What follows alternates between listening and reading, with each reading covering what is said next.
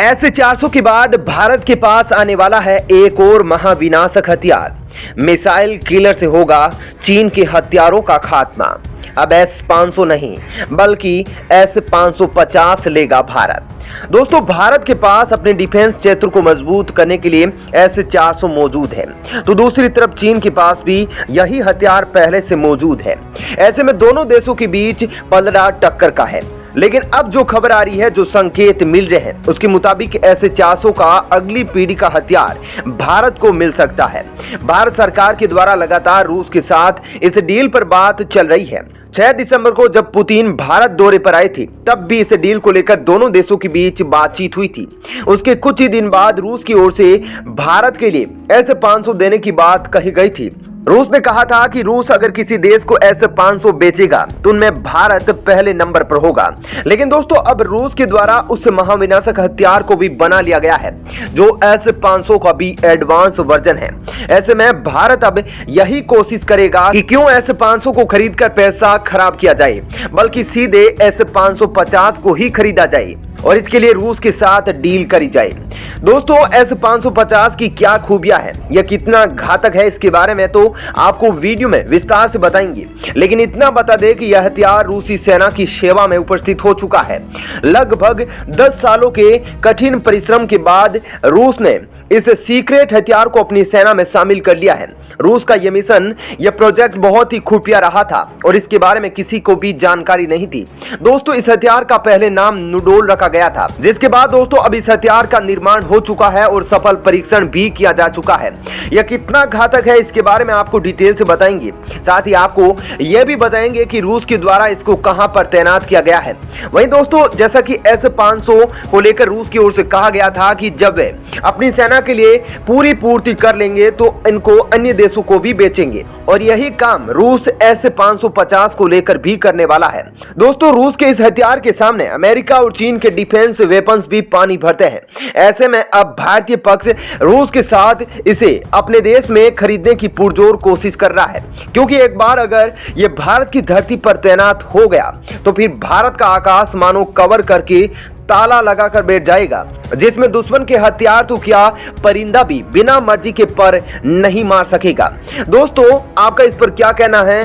क्या अब भारत को जल्द से जल्द रूस के साथ इस डील को अंतिम रूप देना चाहिए, इस डील पर काम करना चाहिए? अपना विचार जरूर बताइएगा। दरअसल दोस्तों, रूस ने यूक्रेन के साथ जो सीमा लगती है उस पर S-550 एयर डिफेंस सिस्टम को शामिल कर दिया है, यानी तैनात कर दिया है। यहाँ रूसी समाचार एजेंसी टास ने बताया है कि S-550 ने फील्ड परीक्षण को भी पूरा कर लिया है और पहली ब्रिगेड ने कॉम्बैट ड्यूटी की शुरुआत कर दी है, जो कि यूक्रेन सीमा पर की जाएगी। समाचार एजेंसी ने एक सूत्र के हवाले से यहाँ पर कहा है कि नया एयर डिफेंस सिस्टम अंतरिक्ष यान, ballistic missile, re entry vehicle और हाइपरसोनिक मिसाइलों को भी मार सकता है। इसके अलावा दोस्तों, बताया यह भी जा रहा है कि जो S-550 है, अब कम दूरी वाले S-350, S-400 और S-500 सिस्टम से पूरी तरह रूस की व्यापक मिसाइल और वायु रक्षा प्रणाली का एडवांस वर्जन है। एजेंसी ने कहा कि आधिकारिक सूत्रों ने हालांकि अभी तक S-550 सिस्टम की तैनाती की पुष्टि नहीं की है। दोस्तों, इसके अलावा S-550 मिसाइल हजारों किलोमीटर की ऊंचाई पर इंटरकॉन्टिनेंटल बैलिस्टिक मिसाइलों को रोक सकता है और हाइपरसोनिक क्रूज मिसाइलों पर निशाना साध सकता है।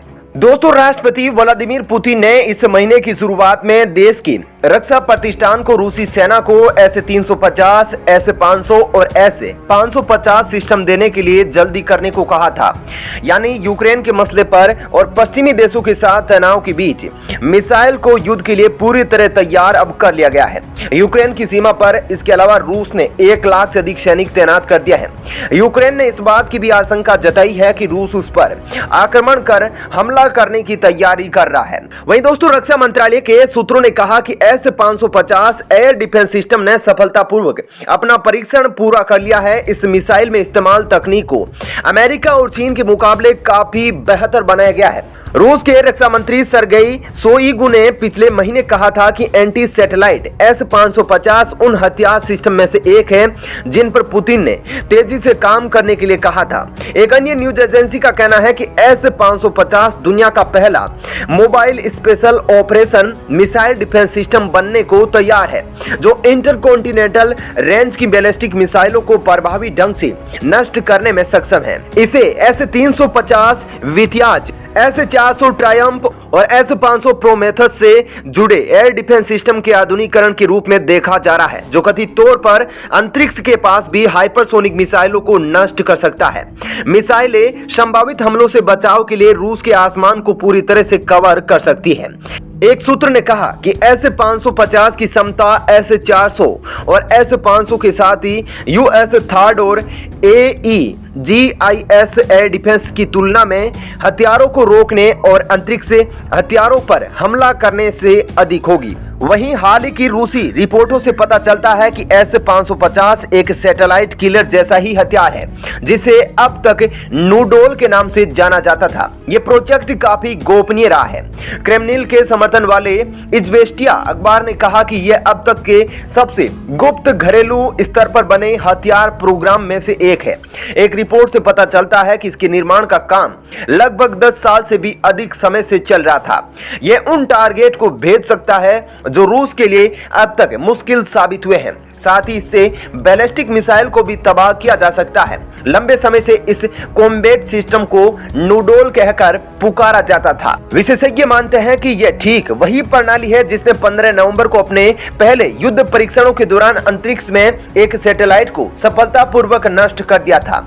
विशेषज्ञों का मानना है कि इस नए हथियार पर काम पहले ही पूरा हो चुका है और यह S-550 एयर डिफेंस सिस्टम के रूप में जाना जाएगा।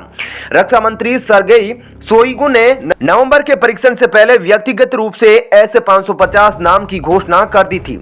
नवंबर को हुए इस परीक्षण में रूस ने सोवियत संघ के समय की सैटेलाइट टेसेलिना D को तबाह कर दिया था।